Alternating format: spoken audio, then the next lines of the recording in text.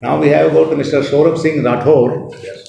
Uh, with your vast experience, earlier you worked, I think, in which company? HVAC? Clima Mineta. Yeah. So you were an HVAC person. With Voltage also you worked, I think.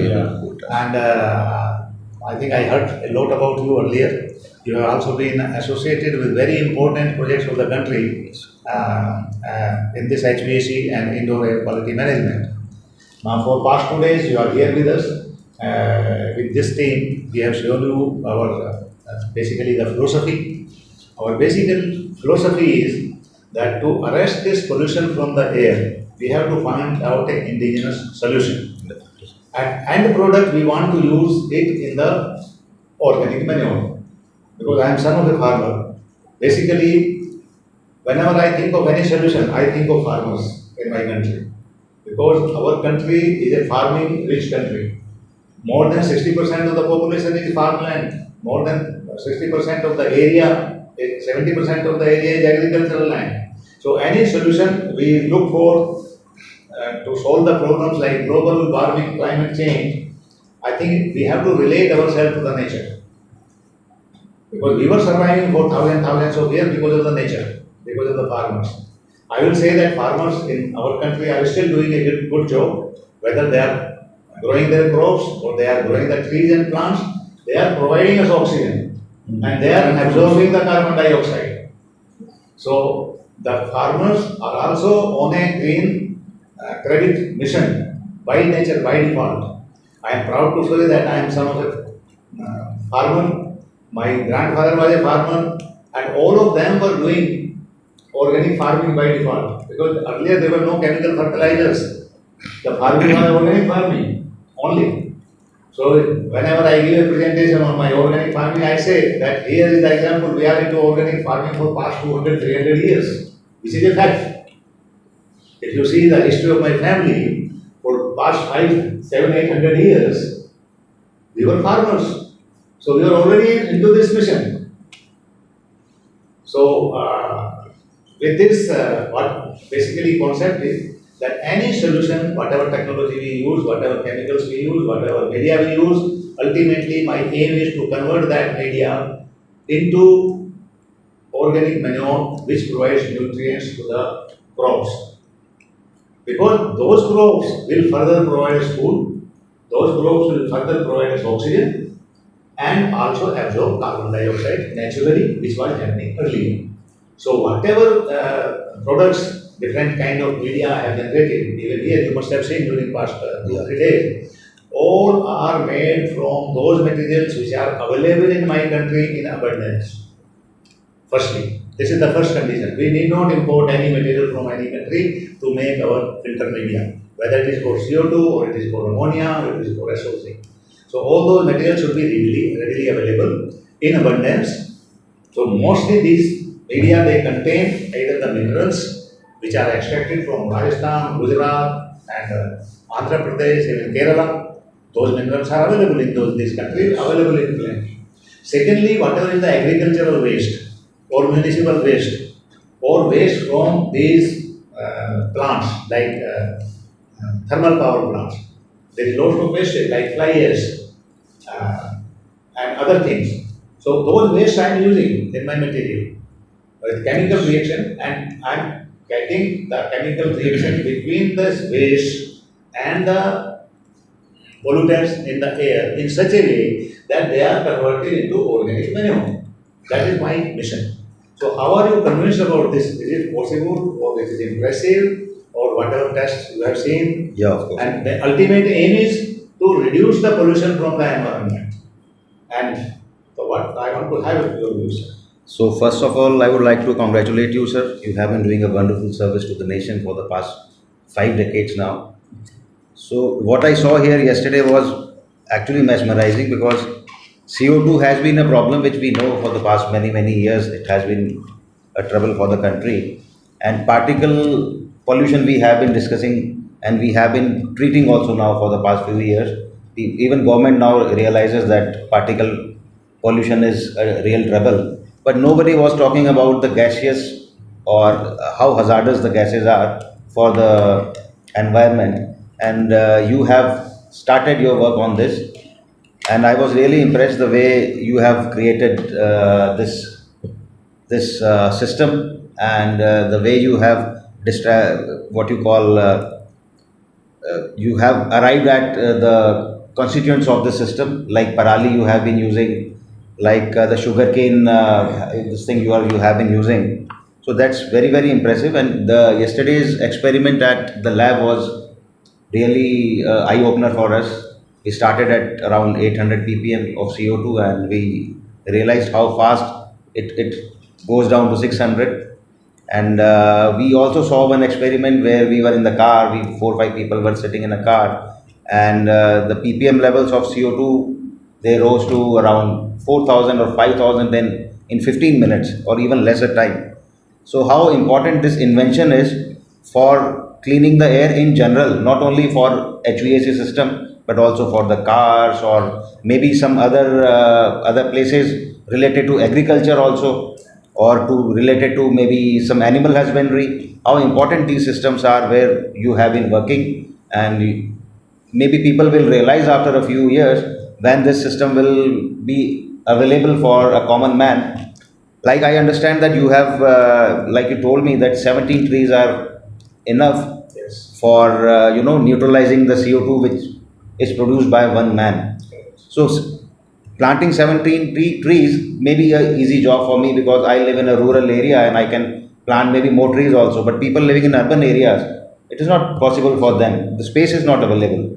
So if they start arresting the CO2, which is equivalent to 17 trees, then at least people will play their part in their fight against the environment, which we only have spoiled for the past. We have been spoiling for the past many years. Earlier, it was the ppm levels of CO2 was maybe around 300. Today, even the hill stations are having a ppm levels of around 500. So we have already spoiled the environment, but now it's our duty to do something for the nation, for the humanity, for the globe, for everything. And Thank you Dr. very much. Saab, you have been doing a wonderful Thank job. you very I much, congratulate for your you. comments.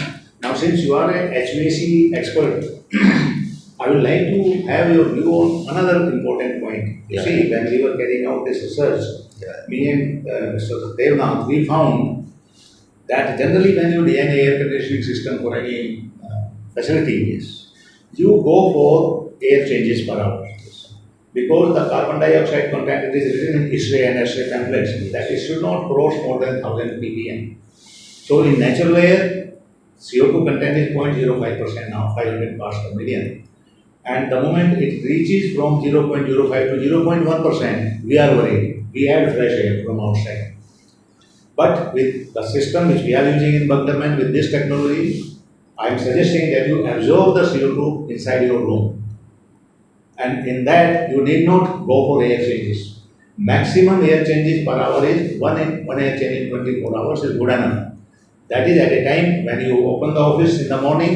I have recommended to X-ray and X-ray also that you make it mandatory. Because what happens that in the evening when you close the office, you close the air conditioning room, people close it and go back. And early morning they again open the room. Today morning we have gone to the hotel, you must have found that they close the hotel in the night, in the morning when they open, so CO2 level is already 800, 900 ppm there. So it is better before starting the air conditioning, take one air change. Yes. Make the CO2 level inside your room equivalent to what is existing outside. Now outside CO2 level is 500 parts per million. Therefore at least make 500 parts per million inside first and then start air conditioning. And by evening, if you are having this equipment fitted in your room, which absorbs the CO2 created by man, because how is CO2 being created? Basically by the habitants, the persons who are there inside the room. And you know now that one person creates CO2 to that extent that you require 17 number of trees to absorb that. So that is my calculation. Yes. Because in one inhale or exhale, you multiply the CO2 contents in the air by 146 times. From 0.03% it goes to 4.31%. So this is the very basic reason. So I am convinced that we have to change our air conditioning system, and by this we can straight away reduce the design load capacity of the air conditioning plant from 20 to 30%. This has been found out by me and Mr. Devnath with calculations. And imagine if you reduce this plant capacity, then you are reducing many other things. Your generating capacity, your office capacity, your space, your services capacity. So there is a lot of saving being achieved in this case. And further, we are also reducing 30%, 20% to 30% in electricity load, the power load. Because you did not change the air. For air change, you are bringing the hot air, first cooling it and then providing it. And you are worried from that 0.1% of carbon dioxide. You are changing 99.9% air. That too not only once, but 4 to 12 times per hour, which is a sheer wastage of money. So even if you save this, it will be a great saving. And I have also sent this proposal after discussion with Mr. Devnath to our railway minister, because in trains we have recorded that in trains also the CO2 level goes to 1700 ppm, 2100 parts per million. Mr. Devnath traveled recently in which Vande in Vande Bharat Express. It's a new train, totally air conditioned, and the situation inside was pathetic. He will explain you. What was the CO2 level observed by you there? Yeah, it is started with 400, 500 ppm, and then it went up to 1800. And that time I was really started very bad. Well, 1800 parts per million best I train. feel like to get down. That I could not do it. So I have suggested to the railway minister that you use this system. See the advantages. Your passengers will get breathable air. The CO2 level will not go beyond 800 parts per million. It is good for the health of the persons. Secondly, you will reduce your load carrying capacity, the load, design load capacity of the AC. You will save on energy consumption. The second thing is, whatever CO2 you absorb into Bunkerman filters, we later on convert it into organic manure. It is not left to the environment. So a moving train is basically cleaning the environment. And this is just if you build this system on AC plant. Now I have also recommended that you have additional units installed on top of each bogie. While a train is moving, let the air in that route be cleared. And imagine, So I have done the calculation that there are 72 passengers in one compartment. Multiply 72 into 17. So the one compartment will clean air by that number of trees. So full train of about 20 bogies will work equivalent to more than 25,000 trees. This is the effect. So your moving train will act as a moving forest. And that is the only way the environment will get clean, and we can reverse this climate change. We can reverse this global warming by this technology. So this is what is my mission. Any other comments, sir, you want to give on this? Doing a great job, and all the best to you. Yeah, and this journey I am sure will accomplish very soon. So this is our mission, and this mission has to be joined by all. You see, one person, one organization, if you do the environment cleaning, it will not be effective. So for this, our government, present Prime Minister is very positive. He is already saying that वसुधैव कुटुंबकम, पूरा दुनिया एक है, उस basis पे implement होनी चाहिए. And I have also requested the Prime Minister that G20 summit was held, so he has already obtained the cooperation of many other countries. Now I think next G21 summit will also be organized in India. He has already brought that the invitation, and international cooperation is being sought on this, and entire world should go for it. Now the world has woken up. Every country is now aiming on to achieve net zero. And it has to be done. Otherwise, by 2200, as you have seen in my presentation, there will be no life left on this earth by 2200 or so. The CO2 level will rise more than 5,000 parts per million outside. And then there is a danger to the life on this earth. So we have to adopt this particular solution. Now, thank you very much for your cooperation, and I hope something gainful has been achieved. And I am again thankful to Mr. Chakraborty for sparing time from your busy schedule to come here and to see the results with your own eyes. And we would like to have further guidelines from you, sir, because you are the man working on ground. You know the real problems in refineries, what are there. So if you can guide us, then we can steer our work in the right direction. Thank you very much. Thank you. Thank you.